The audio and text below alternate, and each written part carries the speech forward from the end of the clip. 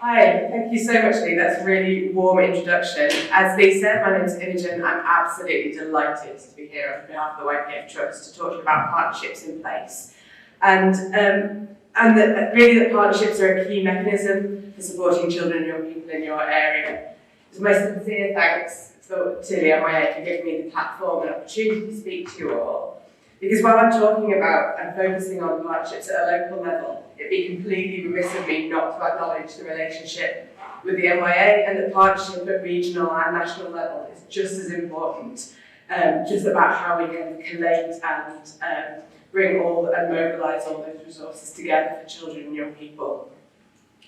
And we've heard so much and loads today around peer reviews. So it was really good when John, you opened and you talked about that need for working with the voluntary sector, not working to the voluntary sector. And I was like, oh yeah, it's all right, it's going to be all right, because I've just come in. I was like, yeah, it's going to be all right, it's going to be a warm audience, so thank you. That's brilliant.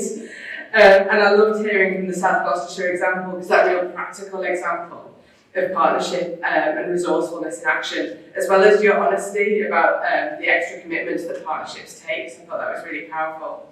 And then, of course, West Northants and Milton Keynes talking about public health investment. So I think that kind of bringing partnerships together is such a powerful mechanism for doing the best that we can for young people. I'm aware that I'm one of the last speakers today, so I'm not going to keep you too long, and I've only got 3 jobs. So I'm going to try and explain what we do. I'm going to explain how it might support your work, and I'll let you know how to get involved. As a sneaky 4th task, I'm happy to take some questions, but go easy on me because PowerPoint smells fear. So,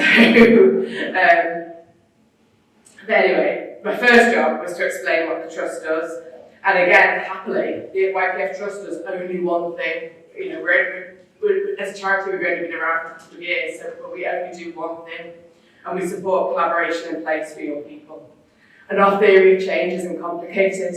We believe that if you bring good people together in a good place, good things happen. So you can spend hours hardly doing your logic models and stuff, but it's dead easy. Bring people together and good things happen.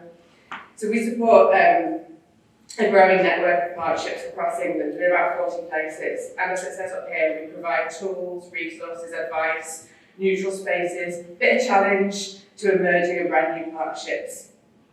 And as well as the core funding that we have from John Lyons charity, we've had support from, I've just got my pen because that's always a good sign, as well as that core support from the John Lyons charity. We've been able to have DCMS support as well, which has been incredibly valuable for being able to enable us to scale across the country.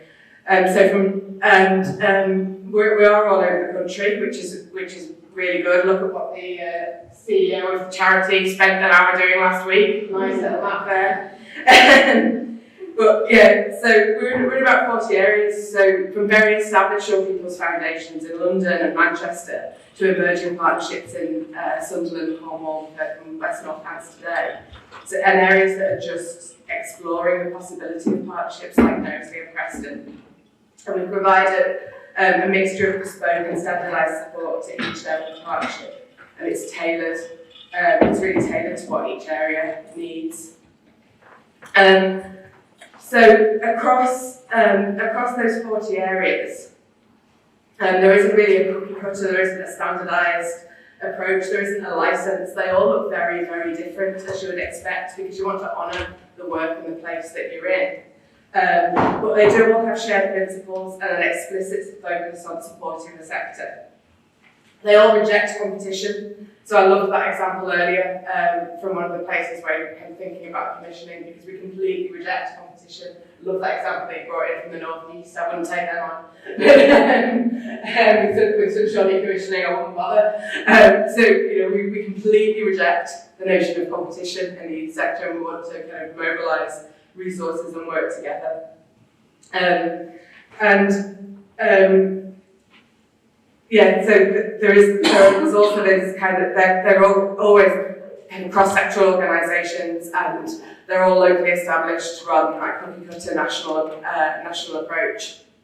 And that cross-sector's come through really importantly today when we talked about public health. Not only public health, but also community safety and investment as well, bringing all of those people that have got something to say about children and young people together. While none of them are the same, they do share those principles. So I talked about non-competition, but also inclusivity, diversity, collaboration, and the support. I've talked about cross-sector loans, but also bringing in those grassroots providers who will have the expertise, particularly in that third of authorities where youth services have been completely disestablished. I think it's really important to highlight that cross-sector point because it's really helpful in ridiculously resource-constrained times. So we've got examples where there's partnerships that provide the space for youth work collaboration with health, for supporting a local offer for SEND young people, for education and community safety.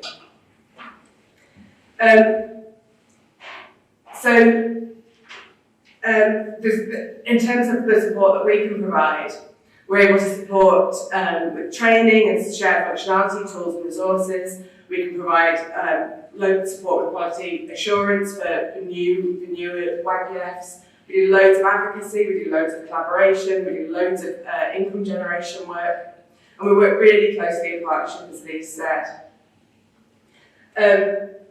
And I think it's probably, as well as that kind of local offer, it's worth pointing out what we do, what we're able to do strategically. So beyond the support provided to an individual area, we've been thinking really, really carefully about that strategic piece. So working with colleagues lightly on that national programme of support, joining all of that up, we're trying to bring together a really consistent approach to partnership. So while the individual areas are all different, the approach that we're taking is really consistent. Trying to align our partnership development with a core offer so that local areas are able to get the very best of the national offer. They're able to draw down on the National Youth Guarantee. They're able to access the NYA curriculum because we're trying our best to kind of demystify parts of the national regional offers so that local areas don't get things by serendipity, they get things because they're able to pick what's best for their local area within a framework and use the best of it. We've been working really closely with funders to secure investment and partnership and kind of maintain that consistent advocacy, as Lee's mentioned earlier as well, around funding good youth work. That 9 months that is just frightening, isn't it? So we've been working really closely with funders to seek collaborative models and to promote, of course, local youth partnerships as a vehicle for local and national funds. As I mentioned, all the partnerships look very different with those underpinning principles, but I thought it might be helpful to share that we've got a consistent framework. There's 10 core domains, and it's too late in the day to talk through those, you'll be pleased to know. There's a couple that I just wanted to highlight because they link so closely with the statutory guidance. So one of them is demand management. So that thinking through as a partnership, what difference it makes when you can think of everything that you can do together as a local youth offer is more than what individual organisations could do. So I think having demand management in the framework really helps us with maximising that youth offer for children and young people. We've also got a domain about partnership leverage. So being able to assess to what extent the partnership is able to unlock new funding and collaboration. So I think that's a really useful and exciting domain. I hope I've explained enough around what we do and thinking, so I thought I might just touch slightly more explicitly on how it might help your work. So thinking specifically about the statutory duty, everything we need to do is get stuck on sufficiency and get stuck on funding. Of course it does. But we've seen that partnership works. It's by no means a panacea, it's by no means a silver bullet, because it's really, really, really hard graft. But it certainly helps being able to, it really helps with the sufficiency. Everything needs funding. And we've seen loads of examples across the country around how partnerships increase that leverage.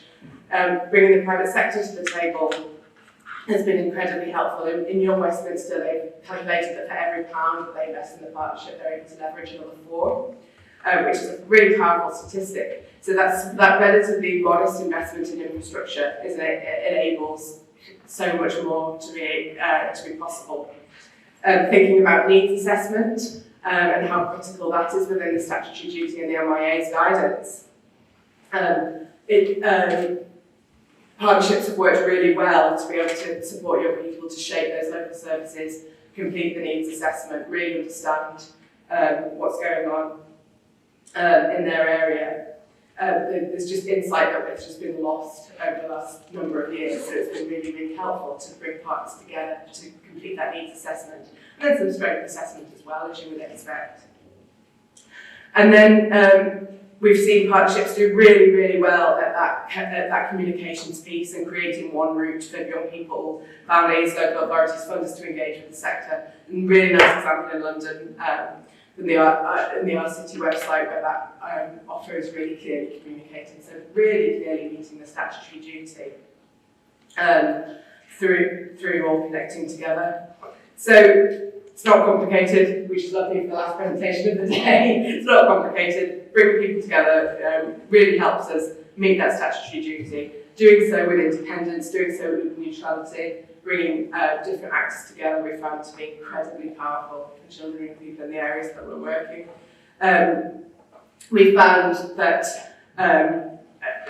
we've learned loads in the last couple of years in the work that we've been doing. We found that the approach that we take is really key, that work is really sensitive. We find, as you would expect, we find that people have fallen out over decades, not least because of the funding constraints and the way that funders have behaved has not helped the sector to behave. So we found that approach is key, and we found that we need a really personalised approach.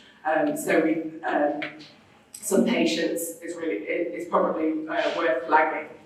We've also found, though, surprising things that tight resources don't have to mean competition. The work's demonstrating that collaboration leads to increased resources, and that we don't need to compete.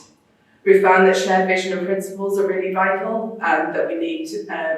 I don't need to convince this room around putting children and young people first, but we found that being able to communicate that shared vision and clear principles is really vital. And that's helped us kind of navigate conflict and to anticipate conflict as well. We found that seed investment has been incredibly useful. So we've given really quite modest amounts of money to local areas. And we've found perversely that small amounts have been more useful than big amounts, because people don't squabble over £10,000 investment money. They don't fight over it, but it can just grease the wheels, which then enables an investment of £1 million. An example of the North East. And we found that local collaboration drives sustainability. It's a ridiculously obvious point, but we found that local collaboration and those local relationships and investing in that network means that we can start talking about 3 years, 5 years, 10 years worth of funding. We'd love to get everybody in this room involved. We're working in 40 sites at the moment, developing a piece of guidance around local authorities around local youth partnerships for local authorities. That'll be out in May. When that's launched, we'll hold an online webinar, and then we'll be able to consider new areas from early summer and see if we can manage the capacity of the current policy. But we're keen as mustard to welcome new areas into the fold and to share anything that we've learned about partnerships along the way. So thank you very much for having me, and keep in touch.